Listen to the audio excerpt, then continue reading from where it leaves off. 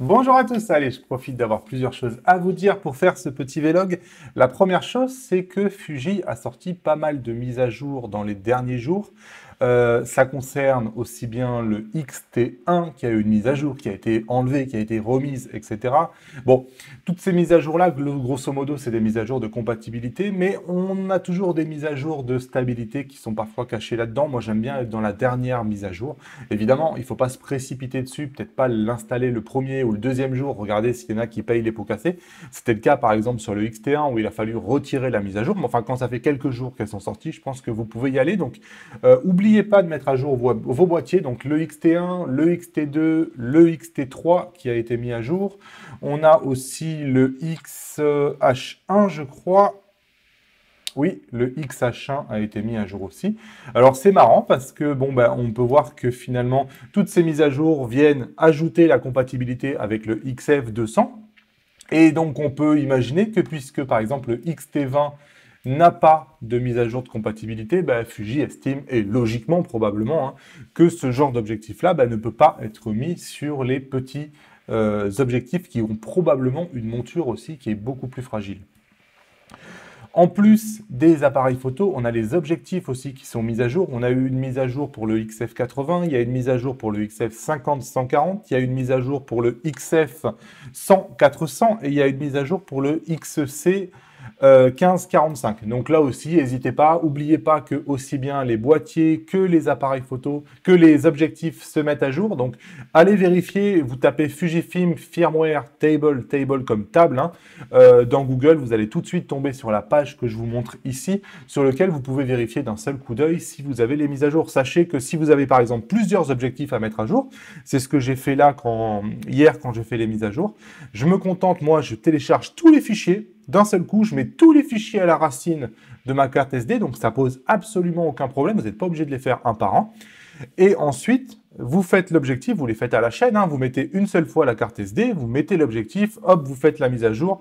L'appareil photo est assez intelligent pour sélectionner le fichier dont il a besoin. Il ne va pas mettre, par exemple, le fichier du 100-400, il ne va pas le mettre sur le 50-140.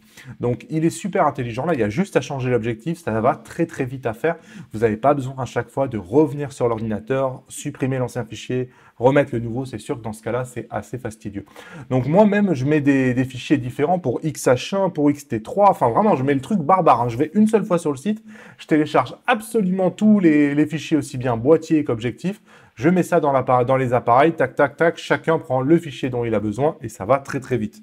Donc, n'hésitez pas à le faire. On a changé d'heure aussi récemment et n'oubliez pas de changer l'heure sur vos appareils photo. Donc, c'est pas forcément automatique. Allez, moi, je suis toujours en train de travailler pour essayer de tester absolument tous les appareils. Donc, ça, c'était un visuel pour l'heure, et voilà, ça c'est la roadmap des appareils. Donc je suis toujours en train, mon objectif c'était d'avoir d'ici la fin de l'année, d'avoir pu mettre la main sur chacun des objectifs Fuji et avoir pu faire un test sur ma chaîne de chacun des objectifs Fuji. Je pense que probablement ça sera le cas, même si évidemment ils seront diffusés probablement début 2019 sur la chaîne. Donc aujourd'hui, les seuls pour lesquels j'ai pas de test finalement, c'est les objectifs que j'utilise le plus longtemps, c'est les objectifs que j'ai moi. Donc c'est pas du tout logique, mais c'est comme ça. C'est le XF 23 1.4, le 16 55 2.8 et je crois que il y a le 50 140 2.8 aussi que j'ai pas testé. Donc en fait, c'est tous les objectifs quasiment que j'utilise le plus. C'est comme ça, c'est toujours les coordonnées qui sont le plus mal chaussées. Donc, je me suis concentré toujours sur ce que j'avais pas, parce que j'avais toujours envie de tester les choses que je connaissais pas. Et finalement, j'ai pas fait les tests des choses que je connaissais. Rappelez-vous, le Black Friday, c'est le vendredi 23 novembre. Donc, si vous devez acheter un objectif Fuji pour l'instant, c'est wait and see. J'ai absolument aucune information. Mon revendeur Camara n'en a pas non plus. Alors, il ne sait pas me dire si c'est mauvais signe ou si c'est bon signe. En tout cas, ce qui est sûr, c'est que pour l'instant, on n'en sait rien. On ne sait pas si Fuji va doubler les promos comme il le fait chaque année. On peut en douter sur certains objectifs qui sont déjà beaucoup remisés. Mais bon, on verra bien le 23 novembre ce qu'il en est. Alors, la suite, c'est le salon de la photo. Le salon de la photo, donc comme tout le monde, eh ben moi, j'y suis pas. Donc, visiblement, je dois être un des seuls qui n'y est pas allé. Pourquoi j'y suis pas allé? Tout simplement parce que, j'habite Perpignan et que c'est assez loin. Donc, il m'aurait fallu presque mobiliser à peu près 3 jours pour faire le salon de la photo. Un jour pour y aller, un jour pour le faire, un jour pour revenir. Il y a une histoire de coût, même si c'est pas vraiment ça. Il y a une histoire aussi que je suis quand même assez timide et que c'est vrai que j'appréhende toujours comme ça, ces grandes foules, comme ça. Enfin, ça me pas quelque chose qui me plaît énormément. Il m'a pas motivé non plus en termes de matériel. Alors, je sais bien que pour la plupart des gens, c'est l'occasion d'aller enfin essayer le matériel.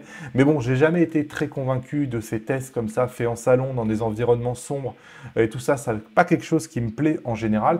Puis ensuite, il n'y a pas vraiment de nouveau matériel, dans le sens où aujourd'hui, j'ai pu avoir le Z7 à la maison, j'ai pu avoir le Canon EOS R à la maison, j'ai le X-T3, enfin absolument tous les nouveaux matériels qui sont présentés là-bas sont déjà en vente en boutique. On peut déjà les louer, on peut déjà se les faire prêter. Donc voilà, il n'y avait pas grand-chose que j'avais envie de tester spécialement là-bas qui m'aurait vraiment motivé à y aller. Allez, j'ai reçu le XF200 dont je suis en train de faire le test. Donc ça sera un test qui va arriver un jour ou l'autre sur la chaîne. Je ne me presse pas, je sais bien que absolument personne attend ce test sur la chaîne. Je le fais uniquement pour être complet et pour pouvoir dire que j'ai fait toute la gamme. J'ai pris l'habitude de faire des stories, donc des stories qui sont visibles sur les guides, sur la page Les Guides Fujifilm sur Facebook et sur mon Instagram damien.bernal. Donc c'est une manière de pouvoir communiquer un peu plus sur mon quotidien, de partager sur quoi je suis en train de travailler. Donc au début, elles étaient vues par 15 personnes à peu près par jour. Là, on est à peu près à 200.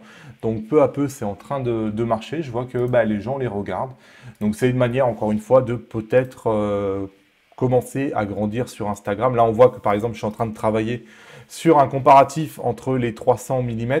Donc, mais surtout, ce qui m'intéresse, c'est plutôt le comparatif entre le XF 55-200 et le XF 50-140 avec téléconvertisseur, parce que ça, c'est une question qu'on me pose beaucoup. Et donc, j'en profite à l'occasion du test du XF200 de regarder quelle est la différence de qualité entre ces trois objectifs, mais c'est surtout les deux moins chers qui vraiment m'intéressent en termes de comparatif. Donc voilà, donc sur mes stories, bon, allez, hier, j'étais en train de mettre à jour justement tous les boîtiers pour, avant de partir, faire des photos comparatives.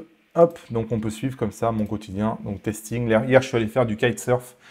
Enfin, faire des photos de kitesurf avec le XF200 pour tester un peu tout ça, la rapidité de l'autofocus, etc.